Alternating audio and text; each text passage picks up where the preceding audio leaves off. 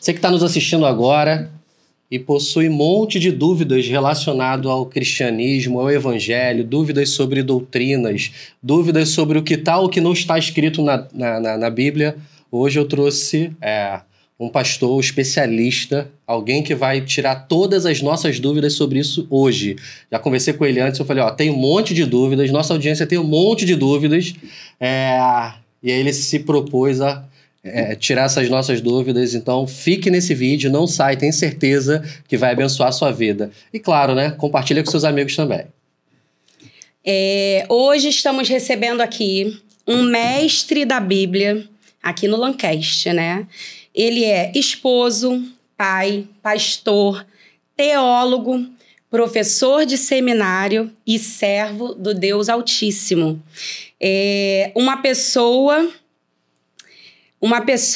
que responde aquilo que a gente sempre teve vergonha de perguntar no culto. Né, Leandro? Isso aí. Seja muito bem-vindo, pastor Adriano, ao Lancast, tá? Sinta-se à vontade, faça daqui desse estúdio, nesse momento, como se estivesse na sua casa. Alegria nossa pelo convite, pelo privilégio também, a oportunidade de estarmos aqui juntos.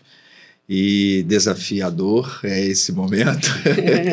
Muitas perguntas que são dúvidas de tanta gente, mas com a graça do Eterno a gente pode tentar ajudar um pouquinho a compreender melhor algumas questões que são questões do dia a dia, né? Não são só questões teológicas, mas são questões do dia a dia, são questões que a gente precisa de fato saber qual é a melhor direção que as Escrituras Sagradas podem nos proporcionar. Então, é alegria e poderemos, assim, colaborar um pouquinho com a graça do Senhor. Então, vamos lá. Trouxe algumas dúvidas, inclusive algumas eu já tirei lá com o nosso pastor. Para quem não sabe, o pastor Adriano é nosso professor, né? Nós somos seminaristas na Igreja de Deus, de Honório Gurgel. Trouxemos ele aqui porque realmente, na hora das aulas, esclarece demais todas as nossas dúvidas. Eu falei, cara, eu não posso deixar isso guardado lá dentro da igreja do seminário, vamos trazer isso para a nossa audiência. Eu já queria, pastor, começar com uma pergunta que acho que é muito comum. Sim. Primeira pergunta é, crente pode ou não pode beber? O que a Bíblia diz sobre isso, pastor? Acho que é a dúvida de muita gente. Essa é a dúvida de muita gente. Bom, aí. A gente tem nas Escrituras vários textos que, na verdade, eles nos orientam à precaução, à prevenção. Você não tem especificamente um texto dizendo não beberás, né, nesse sentido. Mas qual é a posição que a gente precisa ter quando a gente tem nas Escrituras uma temática e que ela não tem algo muito explícito, tipo não faça ou faça? A gente tem que se cercar dos princípios, a gente tem que se cercar daquilo que a Bíblia está nos conduzindo. E quando se fala de bebida, né? Nesse caso a Bíblia fala mais o vinho, né? Porque seria a bebida alcoólica do contexto, né? Do Antigo e Novo Testamento. Você tem textos como de Oséias 2:11, que vai orientar principalmente o sacerdote a não se achegar ao vinho. Você tem o capítulo 23 de Provérbios também nos orientando a fugir disto, a evitar de alguma forma.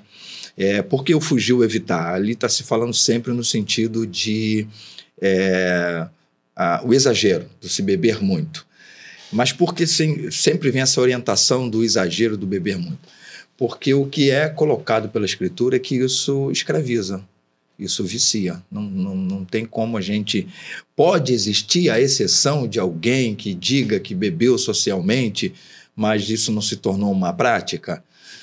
Pode, até pode, mas só que as Escrituras ela vai sempre levar a gente à precaução daquilo que tem muito mais a tendência, tipo de 0 a 10, 9,9 vão estar tendenciosos àquela prática. Então, se isso se tornou uma prática, ainda que diga que é socialmente, essa prática se tornou um vício.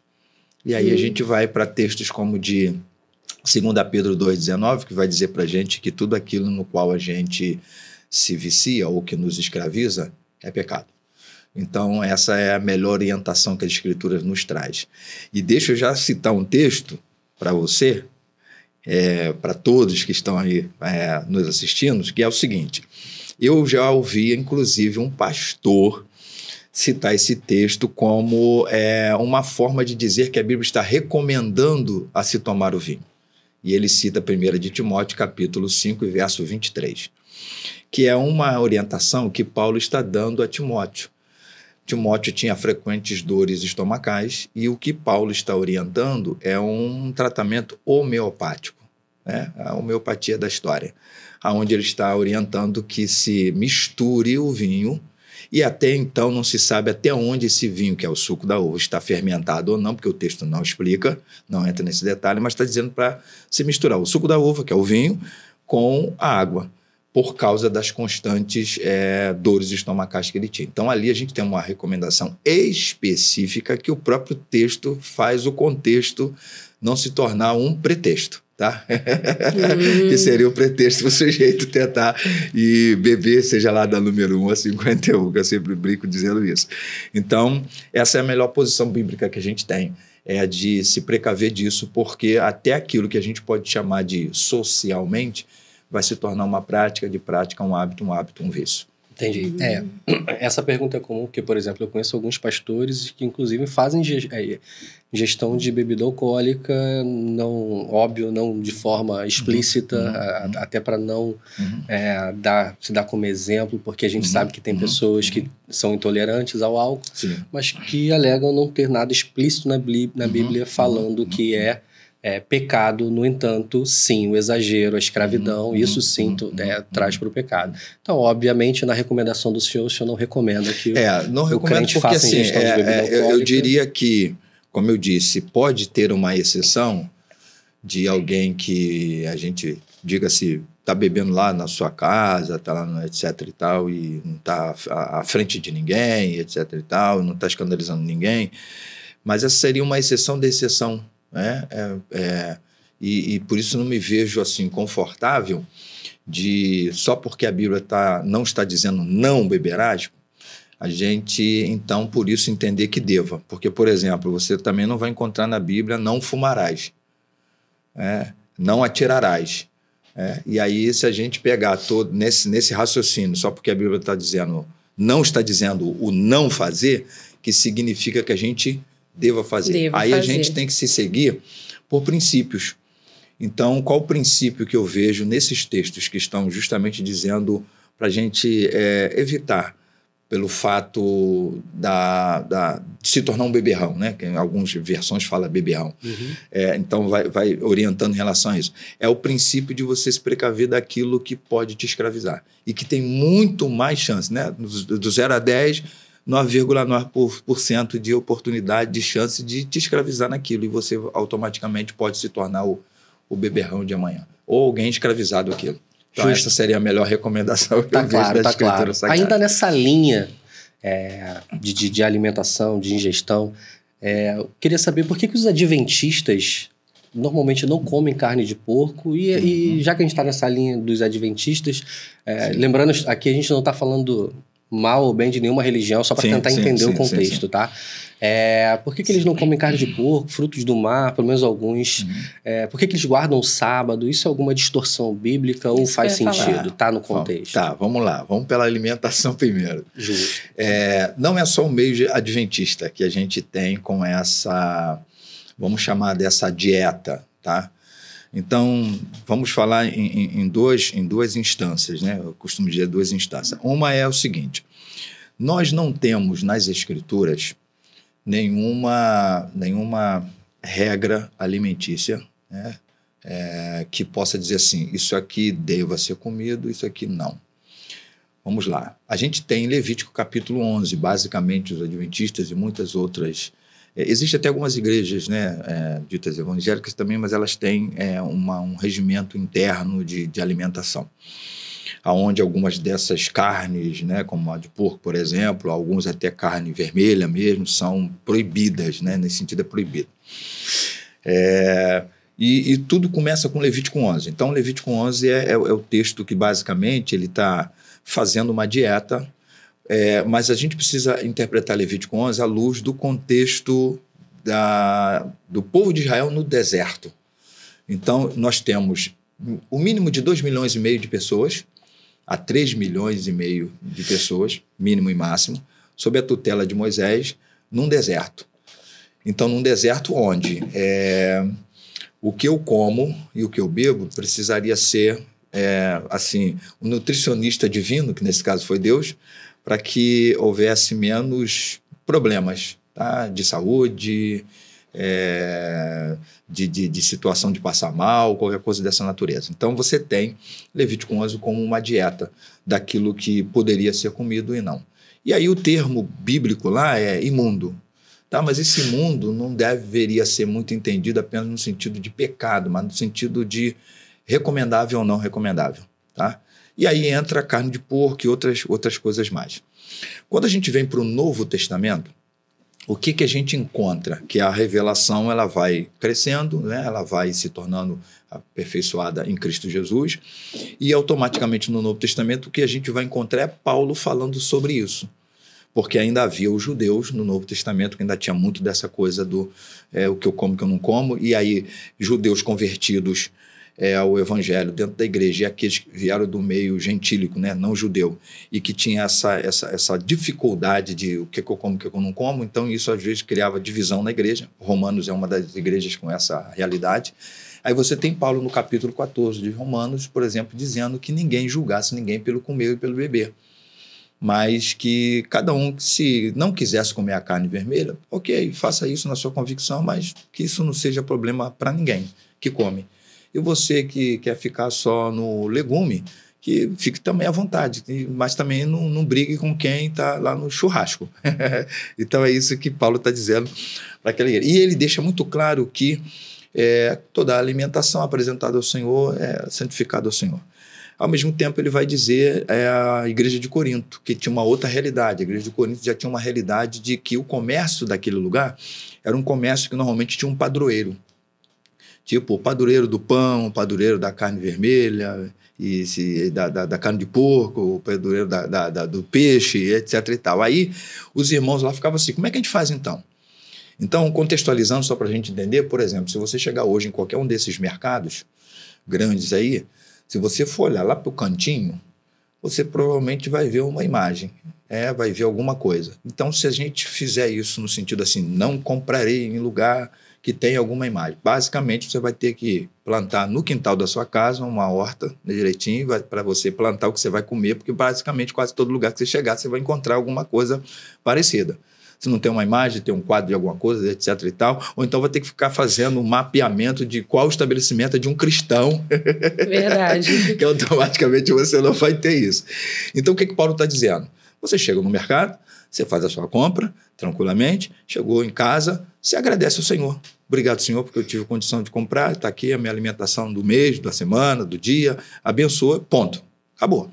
Ao mesmo tempo, Paulo vai dizer assim, agora outra coisa é você chegar ali nos lugares onde certas religiões colocam suas ofertas, suas oferendas, e que já está dedicado àquela entidade, você chega lá e achou uma coisa interessante, agradável, aí você bota dentro do carro e leva embora para casa, porque ora e diz, não, está santificado do Senhor. Aí Paulo diz, não, uma coisa não pode ser confundida com outra.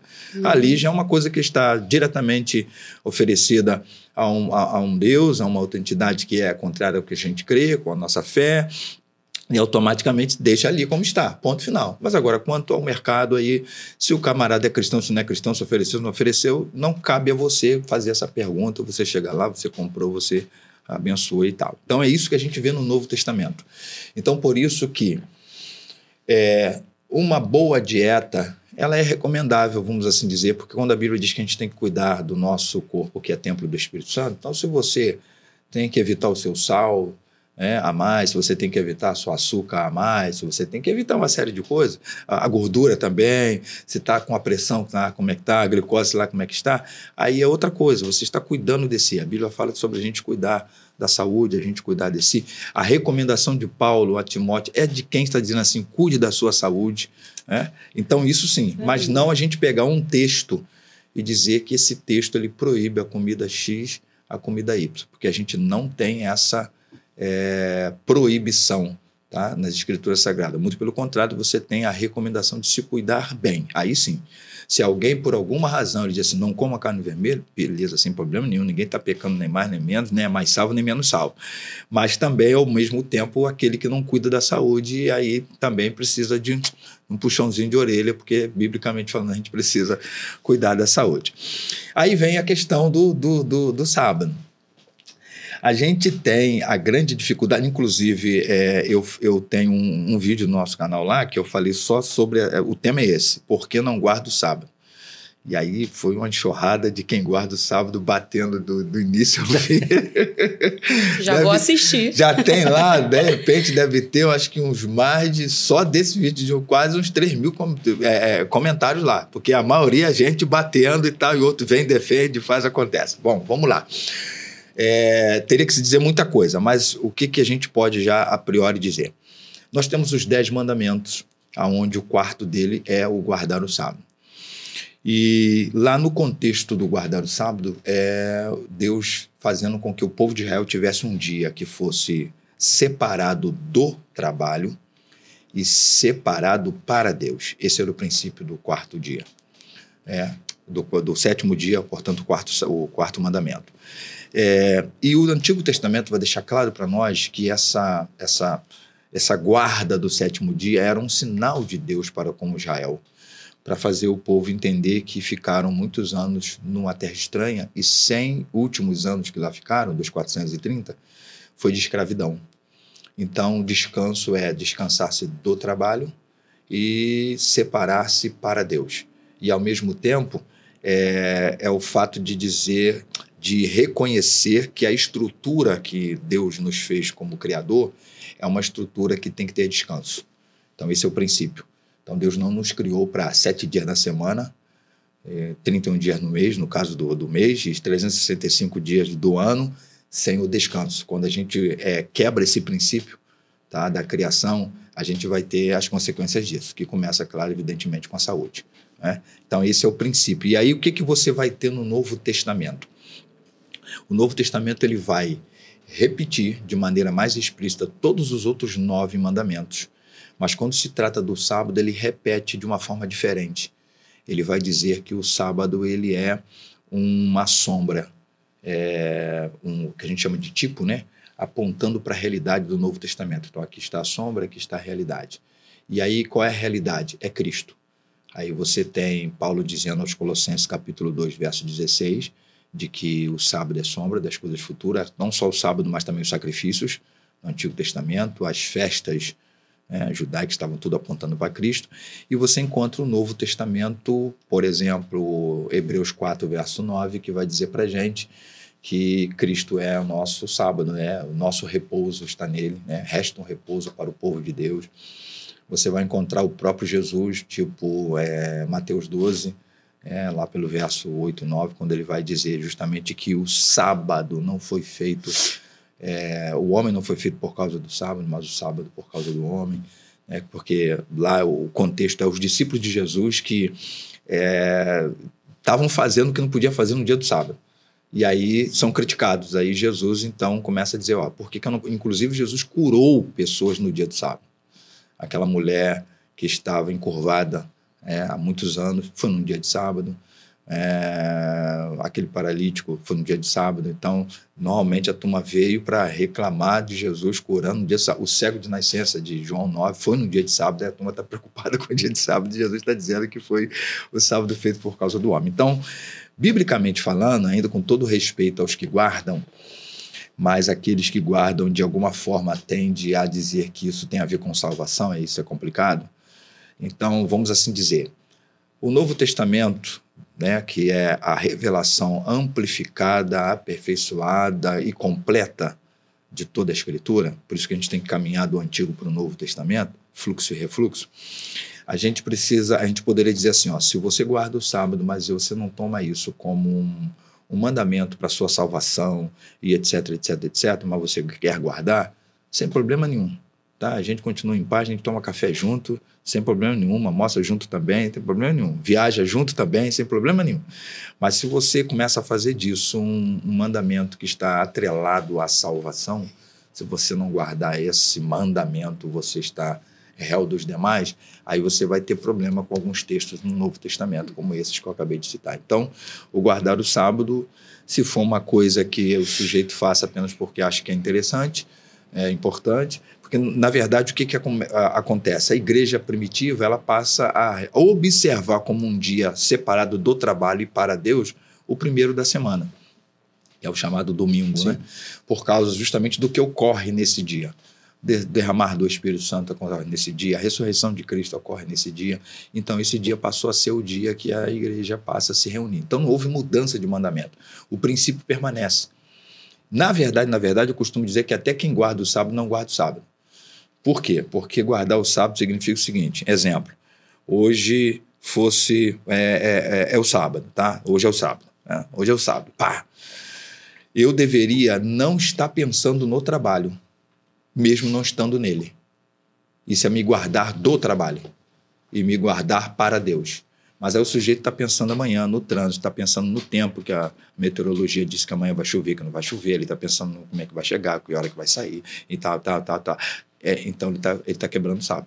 Dentro de casa, sentado, deitado, quando eu costumo dizer, sabe, lendo jornal sem letra e bebendo guaranada, está ali tranquilo, etc e tal. Mas se ele está pensando no trabalho, ele está quebrando o princípio. Está quebrando. Então, na verdade, a maioria de nós acaba quebrando esse princípio, tá? Mas à luz do Novo Testamento, a gente deve entender que o sábado se cumpre em Cristo Jesus e ainda que a gente deva ter um dia, tá? Que o princípio é esse, tá? E ele permanece. Um dia que a gente deveria estar separado do trabalho e separado para Deus. Excelente, pastor, excelente. Muito bom. Acredito que foi bem esclarecedor. Ninguém aqui está julgando aqueles que guardam. Apenas uma interpretação que para a gente, né, não precisa ser exatamente o sábado, mas sim ter um dia para o descanso, com certeza. Excelente, pastor. Já que a gente falou de coisas do velho e trouxe para o novo e teve algumas diferenças, vamos trazer isso à tona, né, pastor? Uma dúvida que eu já tive, dúvidas que já vi muitos também, evangélicos. Eu também já tive, eu ia falar sobre isso. Velho Testamento é história, é histórico, e temos que praticar o novo ou não, pastor? Qual é a relação do Velho com o Novo Testamento?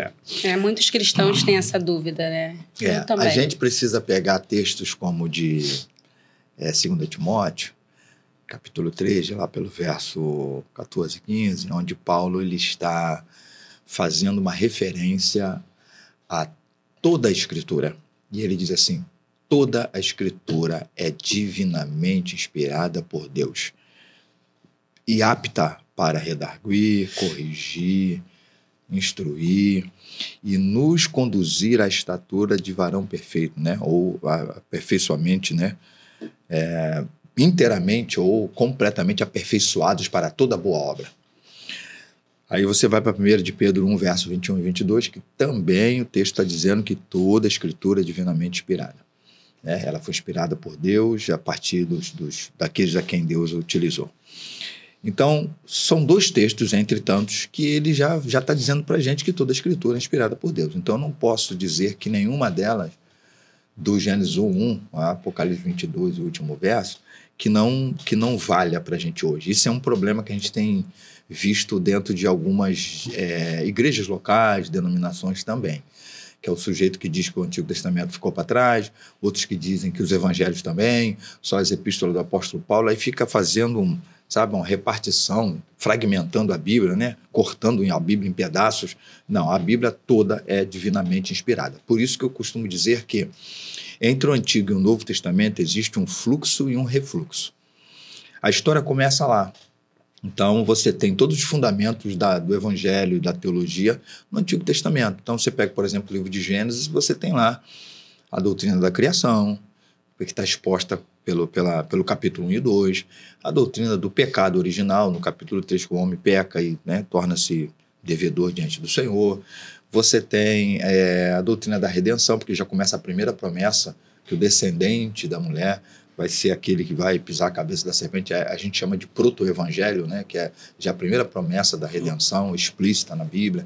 Enfim, então eu não posso chegar no Novo Testamento, é igual uma longa-metragem, eu não posso chegar no último capítulo do negócio e ver o final acontecendo e dizer assim, poxa, Pô, que legal. Mas por que fulano botando? Por que isso assim? Por que foi assado? Se eu não comecei com a história. Então eu tenho que estar lá no Antigo, eu tenho que começar do Antigo Testamento. E aí também eu não posso ficar só no Antigo Testamento, senão eu fico com o final da história. Eu fico preso lá. Então, por isso que toda a Escritura ela precisa ser examinada, ser entendida, ser exposta, ser compreendida pela igreja hoje, pelo cristão hoje, porque senão a gente vai ter os dois extremos. São esses que estão lá com as coisas da velha aliança, ainda que já foram caducadas em Cristo, ou complementadas em Cristo, amplificadas em Cristo, e o sujeito ainda está lá. Eu costumo sempre brincar e dizer assim, por exemplo, quando você pega um texto como aquele de João 1,29, quando o João Batista olha para Jesus e diz: eis o Cordeiro de Deus que tira o pecado do mundo. Aí você diz assim, por que não diz eis o leão? Por que não diz eis a águia? Porque é um outro animal que eu gosto muito. Por que não disse eis o gato? Sei lá, qualquer outro animal. Por que cordeiro? Aí eu tenho que voltar para o Antigo Testamento. Para entender exatamente isso. Porque é aí lá que eu vou entender que qual era o animal que era sacrificado inocentemente, sem saber nem por que estava sendo sacrificado, tadinho, né? Por causa do pecado do Joãozinho, da Mariazinha, do Joaquim. Era um cordeiro. Existiam outros animais também, mas o cordeiro era o principal dos animais que era sacrificado todo o tempo.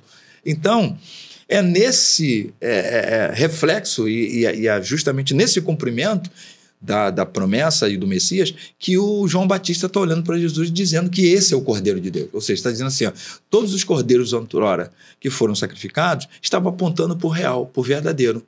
Então está dizendo que os outros cordeiros eram sombra e Jesus é a realidade. Aí eu vou entender. Então não posso ter ficar fora desse fluxo e refluxo do Antigo Testamento, porque senão eu chego no Novo Testamento e não vou entender algumas coisas.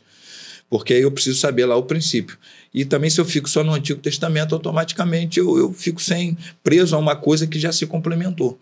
Então, muitas práticas que hoje ainda você encontra dentro de igreja, por exemplo, o livro de Hebreus, ele é um livro que ele vai traduzir, ele vai explicar o Levítico de alguma forma. Então, no livro de Hebreus você vai saber sobre o tabernáculo, sobre o acesso ao tabernáculo, sobre a nova aliança em Cristo, Cristo é o fiador da nova aliança, enfim. Mas eu preciso ler o Hebreus para que eu vou entender que muita coisa do Levítico já se completou em Cristo.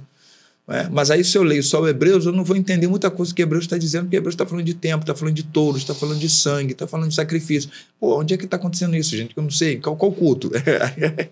Aí eu costumo dizer que hoje ninguém vai num culto domingo à noite com um cordeiro nas costas e dizer, pastor, onde é que está o altar aí? Hoje eu trouxe um cordeiro até mais forte, que essa semana foi uma semana de pecado muito grande e tal. Por que isso? Porque a gente já entendeu que em Cristo isso já aconteceu. Aí Hebreus vai dizer que ele é o único sacrifício, diferente da antiga aliança, que eram muitos, e um sacrifício eficaz, que ele já foi para os de trás e para frente. Né? O sacrifício foi eterno e eficaz. Então, por essa razão, a gente precisa entender que Antigo e Novo Testamento tem que ser lido, tem que ser entendido à luz do contexto bíblico nesse fluxo e refluxo. Aí a gente vai saber que muita coisa do Antigo Testamento já se aperfeiçoou ou já se cumpriu, ou a gente usa até o termo caducou, né? Já caducou porque o perfeito chegou, mas eu preciso ter os dois. Então, toda a Escritura, do Gênesis 1:1 até Apocalipse 22, o último verso, é inspirado por Deus. A gente não pode negligenciar nenhuma delas. Percebo que o senhor vai muito a Levítico para trazer alguma referência. Sim. Eu gostaria de continuar em Levítico, inclusive, porque lá tem algo que... De uma eu li hoje Levítico. Que eu gostaria de tirar, que é sobre tatuagens, né? Marcar corpo. E o que Levítico fala sobre isso? E para o senhor, faz sentido ou não é de bom tom que um crente faça tatuagem, por exemplo? Qual é a visão do senhor em relação a isso? Vamos lá. Aí está um outro texto também que a gente primeiro precisa, né? Temos que ser honestos, a entender o texto à luz do contexto imediato, onde houve uma proibição, mas ao mesmo tempo a gente também perceber o que as Escrituras podem nos direcionar em relação a isso. Bom, o texto lá de Levíticos, ele é o texto que está proibindo a tatuagem, como também, por exemplo, está proibindo você comer um cabrito, né, a carne de um cabrito, mas que ele fosse cozido no leite da própria mãe. Tem o cortar o cabelo com os pés redondos, né, do cabelo, tem essas proibições lá. Aí, como é que eu vou entender? Eu vou entender que existiam algumas práticas, que é isso mesmo, né, o contexto, algumas práticas religiosas daquele contexto, pagãs, onde, por exemplo, a tatuagem fazia parte dessa forma de homenagear, de endeusar, de reconhecer aquelas divindades. Então, as tatuagens, naquele contexto, eles estavam voltados para uma prática pagã. E existe esta proibição, especificamente. Tá?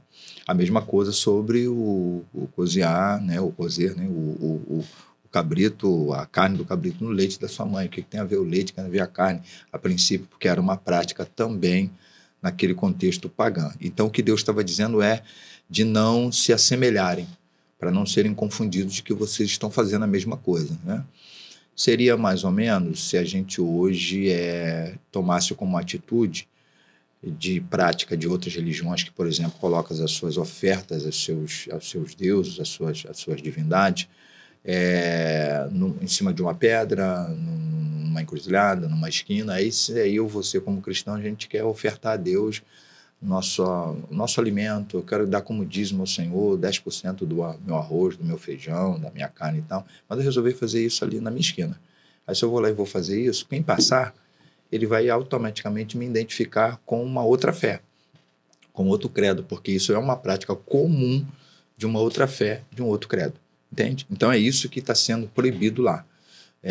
Justamente se eles fizessem tais coisas, estariam sendo confundidos com uma prática que naquele contexto, uma prática pagã, uma prática conforme aquela religiosidade. Bom, de novo, o mesmo princípio que a gente não tem nas escrituras se dizendo não tatuarás, mas também você não tem nas escrituras dizendo tatuarás em um nome do Senhor. Você também não tem uma ordem. Então, qual o princípio que a maioria dos pastores, dos líderes evangélicos tem, mas eu conheço também muitos, até amigos, tá, que são o contrário dessa posição? É de entender o templo, o nosso corpo, como o templo do Espírito Santo, como o templo do Senhor, e que toda vez que a gente, de alguma forma, está tentando modificar, de alguma forma, com exceção, é claro, se você precisa fazer uma cirurgia que tem a ver com saúde, não é nesse caminho, é no caminho de você estar fazendo uma mutilação no corpo, que a tatuagem, de alguma forma, acaba sendo, até porque se depois também o sujeito tentar tirar, isso é complicado, né? Mas se você já se converteu e já tenha, é outra história, né? Você não tinha o conhecimento disso, então isso não tem nada a ver com mais salvação nem menos salvação. Também nada que tenha a ver com mais espiritual nem menos espiritual. Mas o que é recomendável? O que seria a direção de um cristão nisso? Então a maioria, e aí eu estou dentro dessa maioria, que entende que se você já alcançou a consciência cristã de que o teu corpo pertence ao Senhor e que também terá o corpo glorificado, que tome o caminho de não o fazer, porque é como se estivesse de alguma forma dizendo para Deus que, assim, deixa eu melhorar a sua criação. Como que diz assim, deixa eu dar um time aqui, que eu acho que no dia eu não estava muito assim inspirado, então deixa eu melhorar alguma coisa aqui. E aí, dentro disso, eu já vou até entrar num outro ponto que talvez você até vá perguntar. Já entra aquela coisa dos piercings da vida também, né? Aí acabaria entrando dentro dessa mesma questão. Só que aí, assim, eu, particularmente, eu respeito quem pensa diferente e que não veja nenhuma dificuldade em relação a isso. Por quê? Porque aí sempre baseia-se no fato de que não há um versículo fazendo uma proibição. Tá? Então, aí eu acabo respeitando, não faço disso guerra, nem briga também, porque eu acho que tem gente que briga por coisas que não tem muito sentido, mas o meu modo de pensar o fato de não estar, não faça, também não está, faça. E que também o fato de não estar, não faça, me dê a autorização para eu também fazer uma defesa, dizer assim, então eu vou fazer. Que aí vai ser a mesma coisa do não fumarás, do não atirarás, né, e etc e tal. Tá? Então, assim, a minha posição é que se o sujeito já fez, seja lá pelas razões que forem, nenhum problema. Isso não faz de mais crente nem menos crente, porque também tem esse pensamento que para mim é muito reducionista, uma cabecinha muito pequenininha. Se eu acreditar que um cristão tem uma tatuagem é menos cristão do que o outro que não tenha. Mas se a gente entender o nosso corpo como templo do Espírito Santo, uma vez a partir da fé, talvez esse seja um caminho a não ser tomado, ou ser evitado. Não, o Senhor te contempla e te vê de uma maneira diferente, acho que não precisaria de ir por esse caminho. Essa é a minha posição. Perfeito. Eu particularmente tenho, né? Tatuagem. Eu também tenho. Minha esposa também. E aí eu lembro quando eu fui fazer essa tatuagem, minha esposa já estava caminhando de forma mais firme antes de mim. Inclusive, se hoje eu estou salvo, essa foi uma das ferramentas. Amém, glória a Deus. Ela foi comigo, ela olhou, ela falou, caramba, queria, porque ela é extensionista de cílios, ela era da área de estética. Aí ela viu uma tatuagem, se eu não me engano, relacionada a cílios, né? Cílios. E ela, caramba, com vontade de fazer essa. E aí ela foi consultar a Bíblia lá, foi procurar textos, ela viu um texto que não, cara, não vou fazer não, porque aqui tá escrito para não fazer, aqui eu pelo menos está me direcionando a não fazer, então não vou fazer. E ela não fez, né? Eu dei continuidade, eu fui bem moça. Porque na Bíblia, como o pastor falou, não tá escrito não tatuarás. Mas eu acho que tem algo na Bíblia, eu não lembro onde, que diz sobre não marcar o corpo. Tá pro lado de Levítico também.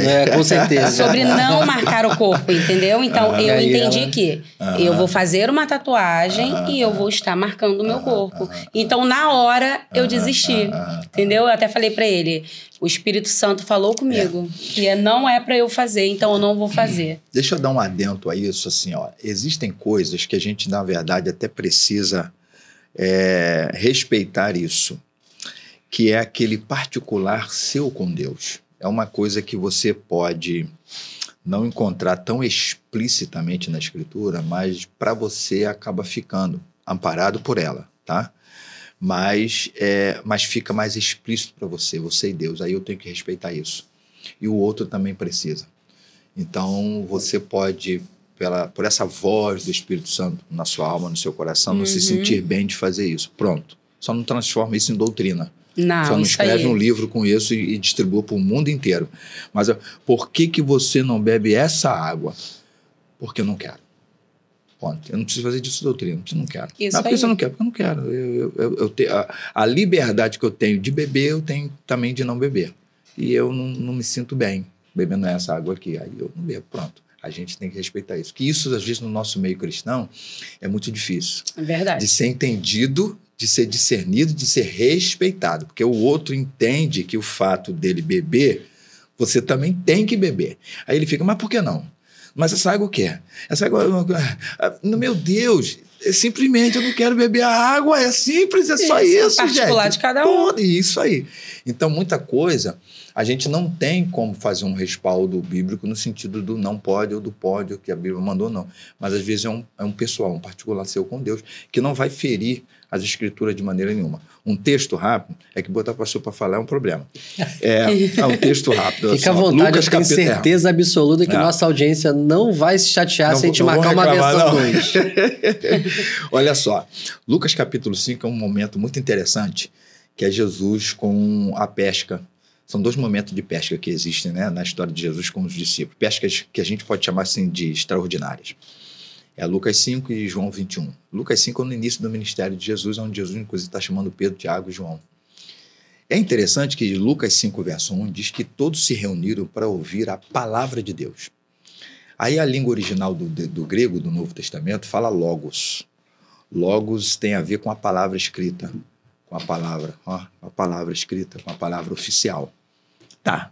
Eles ficam a noite inteira pescando, não conseguem pescar nada. Aí Jesus, que está com essa multidão que foi para ouvir o Logos, pede o barco emprestado um pouquinho, aí fica lá no barco de Pedro, Pedro já estava lavando as redes e tal, decepcionado, noite toda, e aí começa a ministrar sobre aquela turma. Depois que ele ministra sobre aquela turma e despede, ele diz a Pedro assim, entra no barco e vamos até o alto mar, quer dizer, alto mar, o mar da Galileia, o lago de Genezaré, né? Vamos ficar até no meio lá. Aí Pedro, sem entender, mas obedeceu, entrou no barco, foi até o meio. Aí o Senhor vem assim, agora lança a rede. Aí ele diz assim, Senhor, assim, só para informação, eu fiz isso a noite inteira. E não pesquei nada. E eu sou um pescador que conhece esse lago como a palma da minha mão. Eu fiz tudo, eu só não joguei rede para cima, porque eu acho que não tem peixe voador passando. Mas, Senhor, eu fiz isso. Mas ele diz assim, ó, sob, debaixo da tua palavra. Olha o segredo. É que o original não usa a palavra logos, usa a palavra rema. Rema é aquela palavra que vem específica. A rema é a palavra que vem direcionada para um momento, para alguém, para uma ocasião. O bom disso é que o rema só veio depois do logos. Então, qualquer rema na minha vida, na sua vida, tem que ser a partir do logos.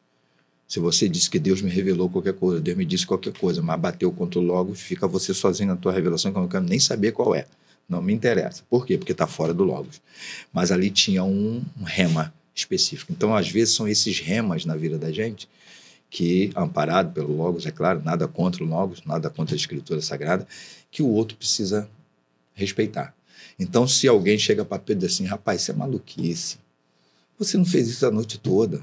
Então, como é que vem esse doido que, inclusive, ainda pega teu barco emprestado para poder resolver o ministério dele aí, abençoou o pessoal dele, não abençoou você. O que ele tinha que fazer era trazer peixe para você. Então, vamos embora. Mas aí ele disse, Senhor, soube debaixo do seu rema, da sua palavra. E aí o que o texto diz? Diz que vieram redes quase rebentando, ele teve que pedir outras embarcações lá para ajudar, e o texto diz que eles ficaram admirados. Significa dizer que, com toda a experiência de pescador, nunca tiveram uma pesca como aquela. Aí Jesus, no final, vai dizer assim, só para ficar melhor, eu vou continuar fazendo vocês serem pescadores, mas não mais pescadores de peixe. Agora vocês serão pescadores de homens. Aí chama-os para serem seus discípulos. Então é esse rema de Deus na vida da gente que a gente precisa discernir, entender, né?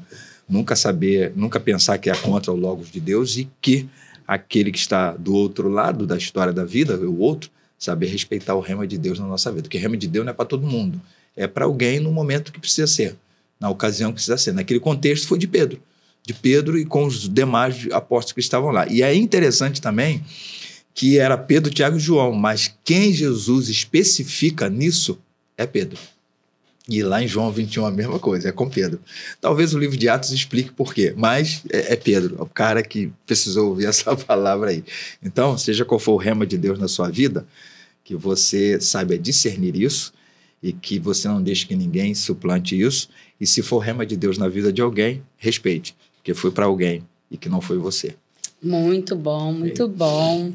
E agora, pastor, a gente vai falar sobre algumas curiosidades, né, que dividem muitas opiniões. Eita. Vamos falar sobre pecado, vamos perguntar. Jesus. Tem algum pecado que é mais grave que os outros, ou todo pecado é igual diante de Deus, para Deus, né?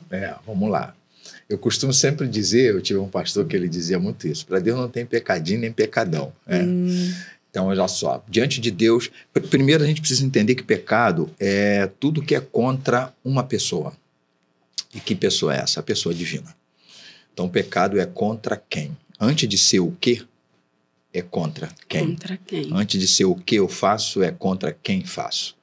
Então, e contra essa pessoa, a pessoa de Deus e a vontade de Deus. Então, por isso não tem nem mais, não tem pecadão, nem tem o pecadinho.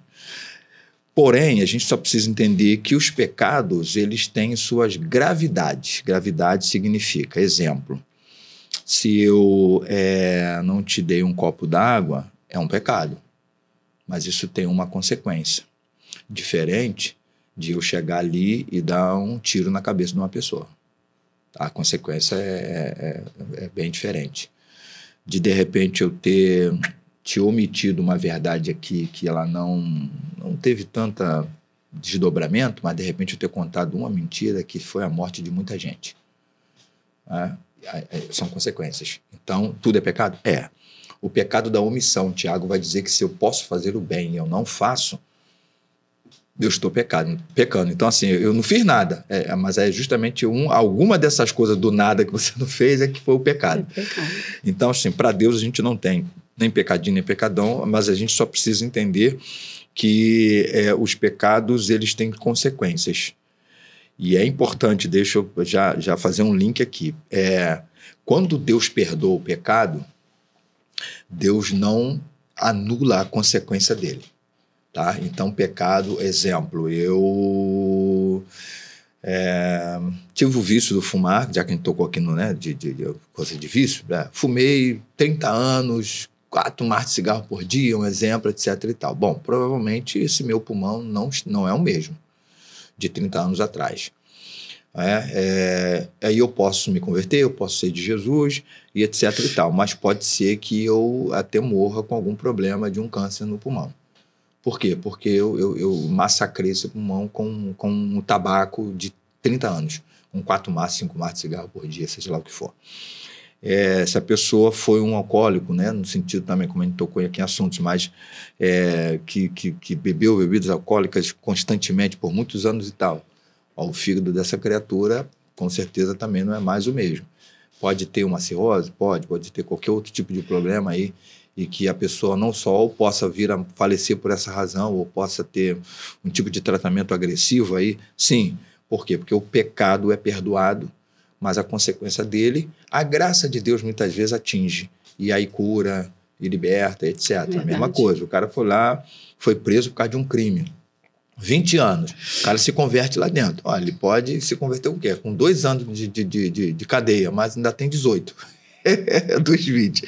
E aí Jesus tem que libertar? Não está escrito em lugar nenhum. Ele pode ser o cristão mais ungido de Deus lá, evangeliza todo mundo, ganha todo mundo, faz até igreja lá dentro também, aproveita que já está por lá, etc. Mas Deus não tem que levantar nenhum juiz, nenhum advogado que vai lá, que vai dar o salvo-conduto, etc.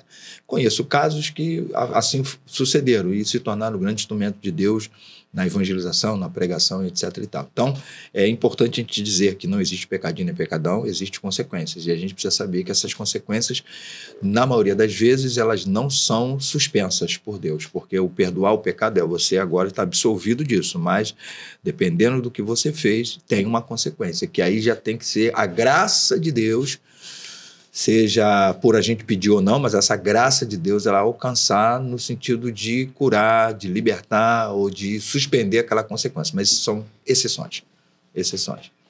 E que a maioria das vezes a gente acha que Deus perdoou o pecado, mas tem que também suspender a consequência dele. E esse é o problema. Uma coisa você está perdoado, vai, não peques mais. Isso aí. No dia do juízo final, você vai passar, e se não cometeu mais nenhum outro, vai passar aquilo pela porteira estreita. No entanto, a consequência do pecado você vai pagar e onde você cometeu esse pecado. E é justo isso. Porque é disciplinador também, né? Isso é disciplina. Disciplina é justamente a consequência das nossas ações. E a gente é orientado em todo o tempo na Escritura sobre as consequências de nossas ações. E se a gente tiver consequências que elas sejam graves demais, Deus pode até dar graça a gente para suportá-la, mas não tem jeito. E você vai encontrar grandes figuras da Bíblia que tiveram consequências que não teve jeito. Você tem um Abraão que teve consequência de uma mentira, aí vem o Isaac, imita, aí tem a consequência, aí vem o Jacó, imita também, na mesma mentira. Isso se quebra em José. José vai quebrar essa sequência de mentira na família, de consequências ruins. Mas o Abraão fez, caiu, Isaac repetiu e Jacó também. E teve a consequência. E tal. Então você tem uma família abençoada por Deus, porque Deus chama Abraão, aquela coisa toda, mas você tem uma família que, meu Deus do céu, você tem muitas sombras, tem muita dificuldade. Você tem um Davi, se a gente quiser um exemplo que eu digo péssimo, né? De pai, né? De um péssimo pai, Davi. Mas é um homem segundo o coração de Deus, um homem que foi um guerreiro, um homem que foi um compositor, um homem que foi bênção de Deus e tal, mas de pai foi um sujeito assim que é para passar a distância nesse exemplo aí. E aí, consequência, muitas consequências. Então, teve na família morte, teve na família incesto, teve na família vingança, teve na família muita coisa. Mas teve conspiração, tá? Mas muitas dessas coisas que teve na família a partir dos filhos descendentes foi porque ele não foi o pai no momento que deveria ser. Então, assim, a gente tem nas Escrituras as consequências, né, dos nossos erros, dos nossos pecados. Então, não tem pecadinho, viu? Não tem pecadinho, nem tem pecadão. Isso tudo aí. É pecado diante de Deus. Agora, as consequências, só a misericórdia do Senhor para poder suspendê-las. E aproveitando que já estamos falando, né, de pecado, e as pessoas que nunca ouviram falar de Jesus, né? Essas pessoas já estão condenadas? Aí vamos lá. E aí eu faço questão de ler um texto, tá? Que esse é um texto interessante, que eu sempre faço menção dele. É muitos, tá? Mas é Paulo falando aos irmãos de Roma, capítulo 1 de Roma, a partir do verso dos Romanos, né? E verso 18. aonde ele está dizendo assim, ó, a ira de Deus se revela do céu contra toda impiedade e injustiça dos seres humanos que por meio da sua injustiça suprime a verdade. Pois o que se pode conhecer a respeito de Deus é manifesto entre eles. Entre eles quem? Entre os seres humanos. Porque Deus lhes manifestou.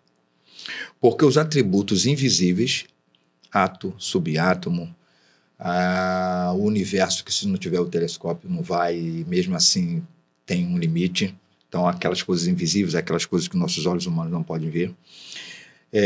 Atributos invisíveis de Deus, isto é, o seu eterno poder, a sua divindade, claramente se reconhecem desde a criação do mundo, sendo percebidos por meio das coisas que Deus fez. Por isso, os seres humanos são indesculpáveis. Verso 21, que ainda fica pior, porque tendo conhecimento de Deus, não glorificaram como Deus, lhe deram graça. O que esse texto é uma das coisas que eu gosto muito de citar? Quando a Bíblia diz que Deus é justo, e é um justo juiz, e toda vez que a Bíblia vai dizer que ele é juiz, diz que ele é um justo juiz, como ele pode julgar alguém que não teve conhecimento da verdade? Então eu costumo sempre usar aquela...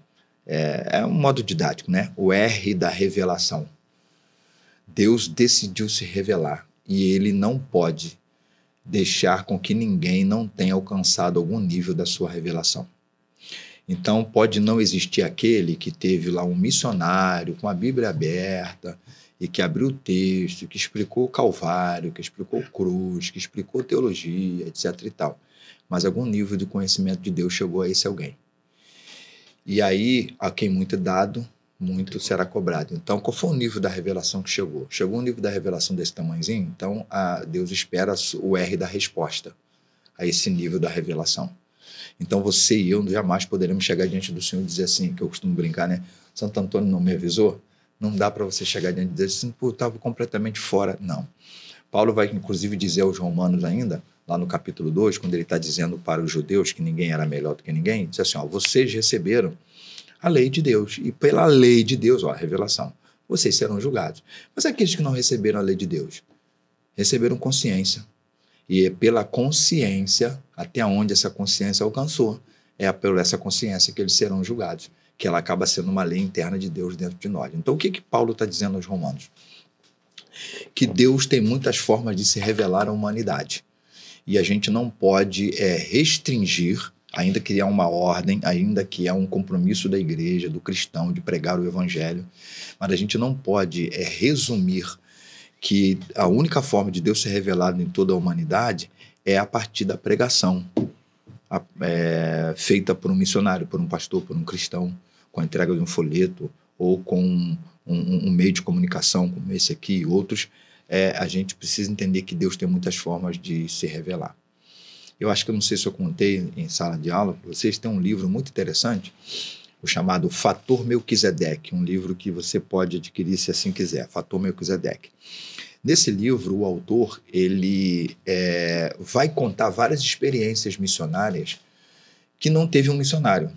Olha só, experiência missionária assim, de lugares que passaram a conhecer as coisas, passaram a ter um conhecimento da verdade do evangelho sem uma presença missionária que tivesse chegado lá, de modo assim, a princípio, racionalmente falando, inexplicável. Nossa. Por isso que ele usa o termo fator Melquisedeque. Por que ele usa o termo fator Melquisedeque? Para se referir à figura de Melquisedeque, Gênesis capítulo 14. Porque você tem no capítulo 12 Deus chamando Abraão para dizer para Abraão que a partir dele vai revelar-se para toda a humanidade. Em ti serão benditas todas as famílias da terra, quem vai abençoar e tal. Abraão é o cara que Deus está chamando ainda para poder dele fazer uma nação. Quando chega no capítulo 14, aparece um sujeito chamado Melquisedeque. E o texto bíblico diz que ele é sacerdote. E o nome Melquisedeque é rei da justiça, rei da paz. E o Abraão olha, reconhece ele como um sacerdote e lhe dá o dízimo. Opa! Aí Hebreus vai dizer que os araônicos, levíticos, família araônica, deu o dízimo no lombo de Abraão. Então, até os levitas, portanto, a tribo de Levita, a família de Arão, sacerdote, já tinham pago o dízimo, antes de serem aqueles que lá na frente iriam receber o dízimo, na luz do Antigo Testamento. E aí, Está dizendo exatamente isso no lombo de Abraão.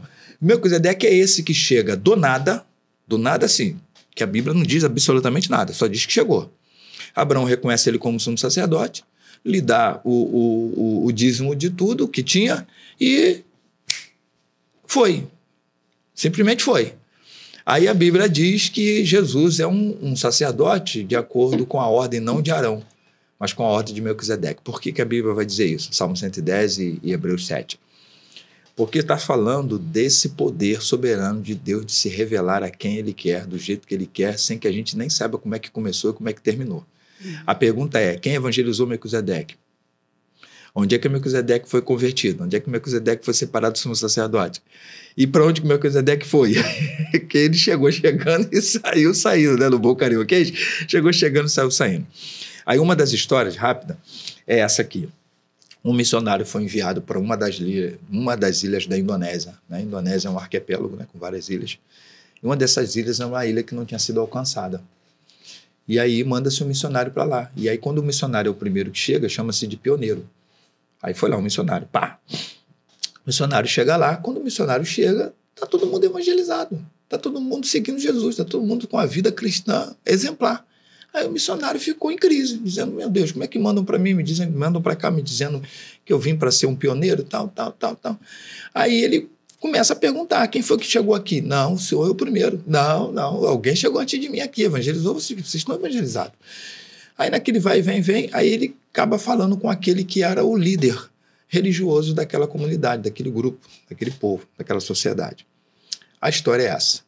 Um belo dia, esse líder religioso estava saturado daquela religião, pega todos os artefatos da religião, que o autor não fala que religião que era, aí ele vai até um certo lugar, queima aquilo tudo, eu costumo brincar e dizer que é a fogueira santa, queima aquilo tudo, ele olha para o céu e diz assim, isso tudo que eu sei, isso tudo que eu conheço, já deu. O vazio continua, não está preenchendo nada. Isso aqui ficou sem sentido para mim. Se aí em cima tem alguma coisa maior do que isso que eu sei, do que eu conheço, se revele a mim. Caso contrário, queimou aquilo tudo, se desfez daquilo tudo e avisou toda a comunidade do tipo assim, não me procure para absolutamente nada que para mim já deu. Se você quiser sozinho se virar por aí, o problema é seu, eu não me preocupo para nada não. Aí o autor do livro diz que depois de um tempo, não sabe quanto tempo, ele tem um sonho. No sonho ele está sonhando. E aí, nesse sonho que ele está sonhando, alguém vem e acorda ele e diz assim, levanta, rápido, escreve aí rapidamente, eu tenho algo para te falar. Aí ele acorda no sonho, né? E aí começa a escrever o que aquele cidadão está dizendo para ele. Cidadão, segundo o texto todo de branco, tá? Resumo, quando ele realmente acorda, aquilo está muito vivo na memória dele. Aí realmente ele passa a mão no que seria um instrumento lá para escrever e escreve. Mas a história é tão impactante, tão firme, tão forte, que ele começa a compartilhar com todo mundo na comunidade. Aí todo mundo também começa a ficar impactado com aquela história, todo mundo começa a viver aquela história. Aí o missionário disse assim, rapaz, pelo amor de Deus, me deixa, que texto é esse aí? Deixa eu ler esse, por favor. Quando ele começa a ler, sabe o que foi ditado em sonho para aquele homem? O Evangelho de Marcos inteiro. O Evangelho de Marcos está falando de quem? De Jesus. Então, o personagem principal da história impactou aquela comunidade e o que aquele personagem principal dizia que tinha que fazer impactou também. Então, todo mundo estava imitando o personagem principal e estava todo mundo seguindo o que o personagem principal daquela história estava ensinando. Deus se revelou por Ninguém sabia de Mateus, ninguém sabia de Bíblia, ninguém sabia de nada, só sabia daquela história impactante que impactou todo mundo, está todo mundo evangelizado. Aí o autor do livro terminou a história ali. Eu espero que o missionário tenha colocado a sua Bíblia debaixo do braço e tenha voltado para casa para não estragar o que Deus começou, mas está aí um exemplo de Deus se revelou a um lugar. Quer dizer, esse é o tamanho da revelação e ali a resposta que aquela comunidade deu ao Senhor. Deus não ia cobrar mais nada além daquilo, mas ali já era o suficiente porque reconheceram o Mestre, reconheceram o Messias e estão vivendo conforme o Messias. Então, a gente pode dizer que não haverá ninguém indesculpável diante do Senhor. Tá? A gente tem um compromisso, a responsabilidade de pregar o Evangelho, porque essa é a ordem que Deus deu a nós. Então a gente tem que sair pregando, mas nunca assim, diminuir a capacidade da revelação de Deus apenas a igreja ter que ir a todos os lugares e pregar. Então, não haverá ninguém que não tenha ouvido alguma revelação do eterno Deus. Isso é forte, hein? Isso é forte. Muito. Então, esquece. Todo mundo vai ser cobrado. E estavam Todo vivendo... mundo terá consciência. Literalmente. E estavam vivendo como a Bíblia mesmo Isso, diz, isso aí, né? isso aí. Imagem e semelhança de Cristo. Isso aí, isso Só aí. de ouvir um sonho, né?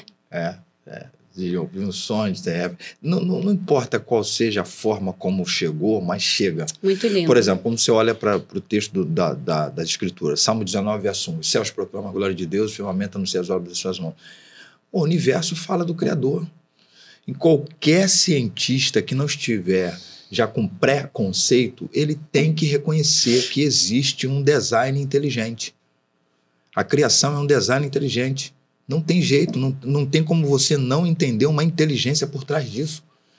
Porque a racionalidade não dá nem para explicar. Como é que você explica esse elemento aqui? Incolor, inodoro e insípido. E na verdade são 3 elementos, o H, o 2 e o O. Explica isso. Não tem como explicar isso aqui não. E aí você, quando está com sede, você bebe a água, você diz que ela está o quê? Gostosa. Vou até beber um pouquinho da minha depois dessa. Não tem jeito. Como é que você vai explicar isso? Não tem como explicar, gente. Não tem como explicar. A própria rotação da Terra não tem como você explicar. A nossa Via Láctea não tem como você explicar muita coisa que a ciência chega até onde dá, até onde pode, até onde é possível. Mas, então, e a Bíblia vai falar isso. Essa capacidade, a nossa identidade aqui, que é a nossa impressão digital.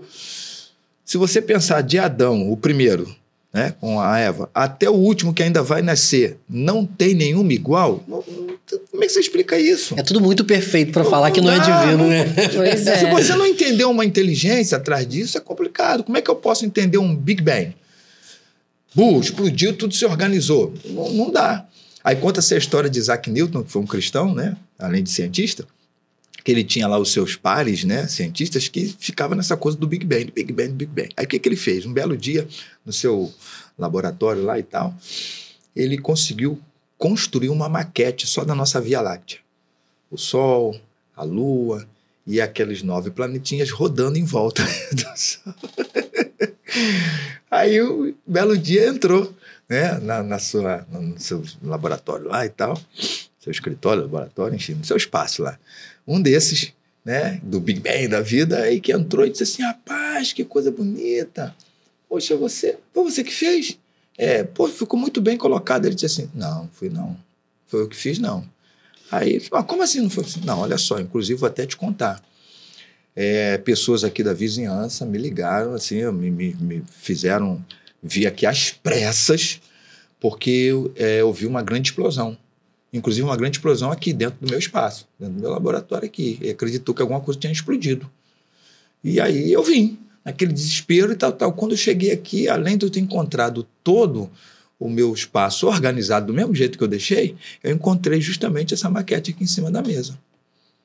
Aí o cara falou, rapaz, você está querendo me contar essa história e que eu vou acreditar no negócio desse? Você que fez e tal e tal. Aí quando o camarada insistiu, ele falou assim, você não está acreditando de que essa maquetezinha aqui, ela foi construída a partir de uma explosão? Como é que você quer que eu acredite que o universo foi criado a partir de uma explosão? Aí o cara... Não dá, né? É uma história que não dá pra gente acreditar. Não tem como, então não tem pra onde correr. O senhor falou sobre Melquisedeque, falou sobre o dízimo. Eu tenho uma dúvida sobre isso. Uhum. É óbvio, é incontestável. Uhum. As igrejas precisam de valores financeiros para se manter, para ampliar, para alcançar mais vidas. Isso é óbvio. As ofertas são inquestionáveis. Mas e o dízimo? É obrigatório? É obrigação? Ou também é uma doutrina? Ou é algo que trouxe do velho para o novo, mas que na prática não é obrigatório ser executado, mas a gente continua executando. O que o senhor pode falar do dízimo para a nossa audiência? Vamos lá. Antes de tudo, a gente precisa entender que o dízimo ele é antes da lei, porque muita gente que compreende mal a questão do dízimo começa a dizer que a lei terminou, a lei acabou, e etc. e tal. E justamente já começa por Gênesis 14, onde a Bíblia já está falando dessa prática. Tá? E o texto diz dízimo mesmo. Depois você vai ver entre os descendentes de Abraão, antes de chegar o Moisés, de chegar a lei, que também fizeram essa prática. Então a gente pode já entender que o dízimo ele não tem a ver com a lei. Ele não é fruto da lei. Quando a lei chega a partir de Moisés, quando Deus dá 613 mandamentos, depois resumidos em 10 principais, sim, aí a lei ela faz uma regulamentação de dízimo. Na verdade, no Antigo Testamento a gente tem no plural dízimos, porque esse dízimo tinha a ver com a renda, esse dízimo tinha a ver com o talento, esse dízimo tem a ver com o tempo, tá? Tudo é uma forma de reconhecermos quem é o Senhor de todas as coisas, né? Um texto que me chama muito a atenção no Antigo Testamento é quando o Davi ele está orientando Salomão para a construção do templo. E ele, antes, lá nos seus últimos dias de rei, de vida também, ele está orientando o povo a contribuir. E 1 de Crônicas, capítulo 29, verso 10 e 11, vai até o 12, Davi vai dizer o seguinte: quem somos nós para te dar alguma coisa? E aí ele diz assim, Leandro, estenda a sua mão aí para mim, estenda a sua mão assim.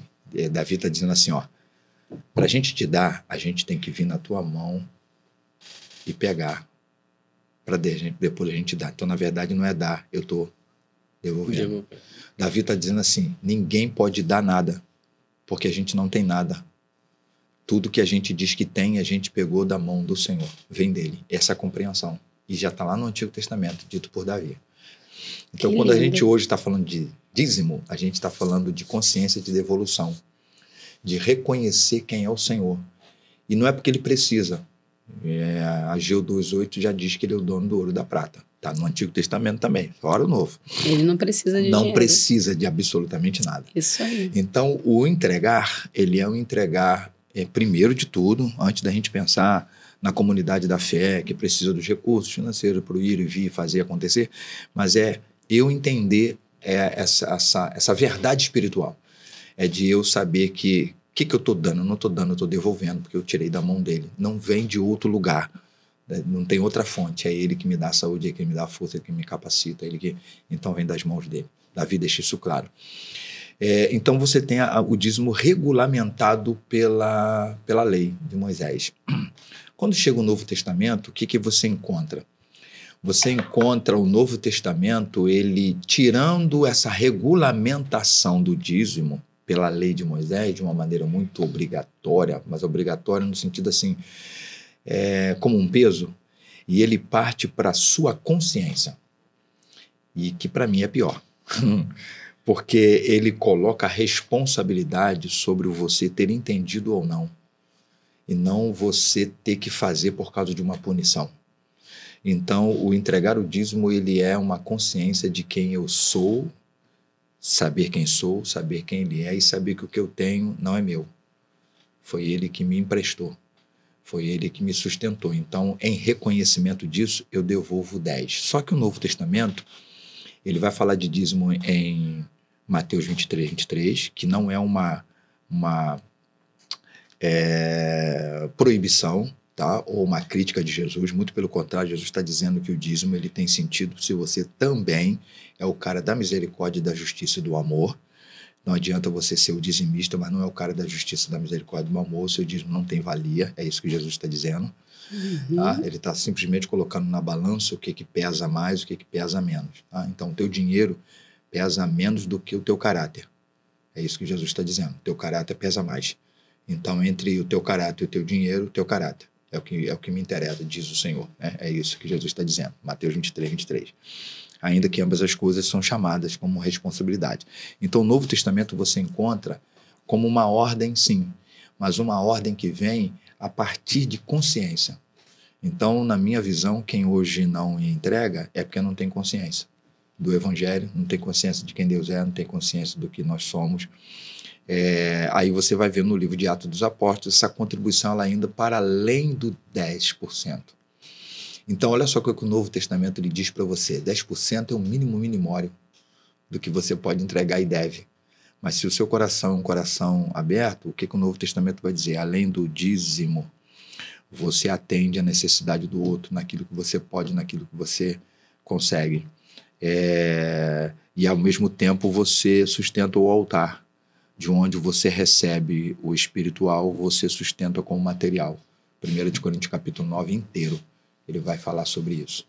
Então, é essa consciência que precisa ser e precisamos ter. Então, por isso, quando eu olho para o Novo Testamento, eu vejo o dízimo como algo que se amplifica, que se aperfeiçoa e que vem com um peso maior ainda. Eu não faço apenas com medo do demônio, do devorador e sei lá mais do que. Não, eu faço porque eu entendi o que significa. Então, não é exatamente o dinheiro, não é exatamente os 10%, é quem sou, quem ele é e que o meu sustento pertence a ele por completo.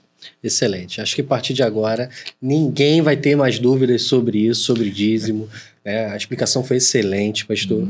As referências com certeza serão lidas aí pela nossa audiência, serão obviamente mais detalhadas, e sinto dizer que nossa produção já avisou, estamos chegando no fim do episódio, mas eu tenho certeza que a nossa audiência vai pedir uma versão 2, porque tem um monte de dúvidas ainda pela frente. No entanto, as dúvidas que já foram sanadas aqui, eu tenho certeza que foram muito esclarecedoras. Agora, queria que o senhor contasse para a nossa audiência como eles acham o senhor, suas redes sociais, seu canal no YouTube, porque eu tenho certeza que quem não conseguiu tirar todas as dúvidas aqui, pode tirar lá, não pode, pastor? Pode chamar o senhor para tirar dúvidas? Pode sim.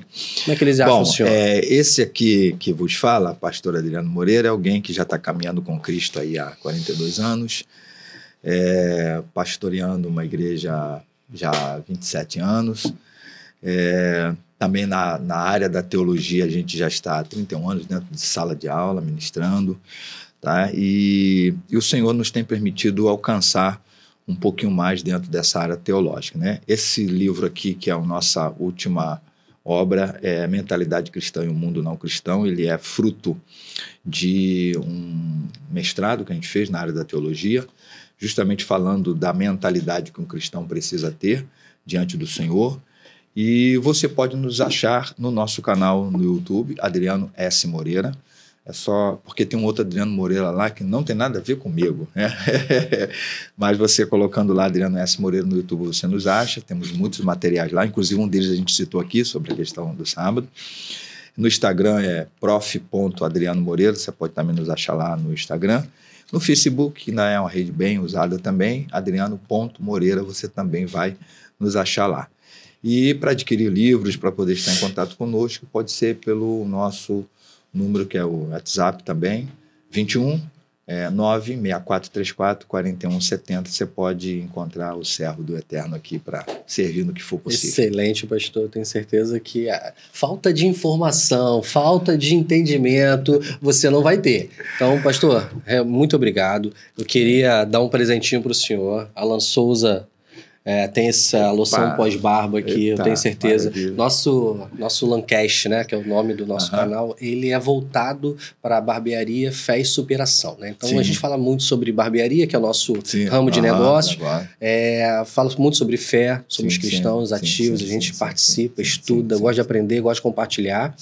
E fala muito de superação, né? História de superação. Principalmente os brasileiros têm muita história de superação. Inclusive, no último episódio, eu chorei aqui, os entrevistados aqui, eu comecei a chorar, não me contive, porque essas histórias realmente impactam bastante. Então eu queria dar 2 presentes para o senhor. Eu queria dar esse daqui, né, que é a nossa loção pós-barba. O senhor normalmente só cultiva um bigode, faz a barba com frequência, então eu tenho certeza que o senhor vai gostar, depois dá um feedback. E a Michelle tem um presente para dar para o senhor também. A gente quer te dar esse livro, né, de presente. É do Eliel Lima, pastor Eliel Lima, com certeza o senhor conhece. E tudo que tem a palavra de Deus é bem-vindo na nossa vida, né? Para edificar, é para a gente aprender. Eliel Lima eu conheço. Obrigado. E eu queria avisar também que esse episódio, ele tem um patrocinador oficial, que é o HL Visão Cristão, né? Visual Cristão. HL Visual Cristão. Então, o HL, o Iago é o responsável. Muito obrigado por patrocinar esse nosso episódio. Tenho certeza que a galera vai curtir. A HL Visual Cristão, eles fabricam blusas cristãs com diferentes temas, fabricam de forma personalizada. Inclusive, Iago já prometeu que no próximo episódio nós vamos vir de HL Visual Cristão vestidos, tá bom? Então, Iago, obrigado aí por patrocinar esse nosso episódio, tá bom? Pastor, queria que o senhor deixasse agora uma mensagem final para a nossa audiência. O que o senhor aconselha? Fica à vontade, o momento é do senhor, tá? Eu posso compartilhar um convite que um dos discípulos de Jesus fez. Está lá em João, Evangelho de João, capítulo 1, lá pelo verso 49, quando o Natanael, em relação ao Filipe estava convidando Natanael a conhecer Jesus. A princípio, quando fala sobre Jesus, ele diz assim: poderia vir alguma coisa boa de Nazaré, na Galileia? Porque seria mais ou menos como, no nosso contexto de Rio de Janeiro, uma Baixada Fluminense, algum lugar assim que se diga, talvez não venha coisa boa de lá. Mas aí a palavra foi: vem e vê. E aí o texto vai dizer que quando Natanael, de fato, tem um encontro com a pessoa de Jesus, Jesus diz para ele: eis aí um israelita em quem não há dolo. E ele fica logo admirado. E aí, naquela admiração, Jesus vai dizer para ele: você não sabe que eu sei que eu te via sentado lá debaixo daquela figueira? Ou seja, meu convite a você é que você se aproxime de Jesus, é que você venha e veja-o. E mesmo você que seja um cristão, que a sua intimidade com ele cresça cada vez mais, que você cada vez mais o veja, que você cada vez mais o contemple, porque é nessa relação, pessoa divina com a pessoa humana, que nós crescemos, que nós somos restaurados, que nós somos salvos, que nós somos abençoados e que a mão do Senhor, ela age em nossa vida. Então, que seja assim, inclusive para que você supere qualquer que seja a ocasião, situação do seu dia a dia, do seu caminhar. Então, o meu convite a você, nessa palavra final, é: venha e veja. Veja o Eterno, veja o Criador, veja o Transformador, veja o Restaurador e se relacione com Ele. E a sua vida, sim, nunca mais será a mesma. Deus te abençoe. Amém, Michele. Amém. Considerações finais.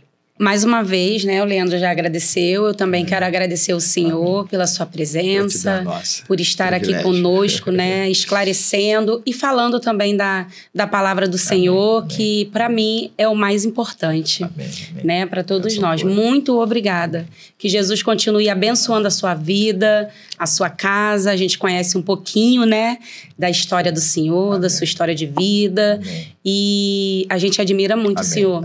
Tá bom? Muito obrigada. Excelente, ó. É isso. Você que gostou desse episódio, teve suas dúvidas sanadas e conhece pessoas que também precisam ter essas dúvidas sanadas, compartilhe esse episódio.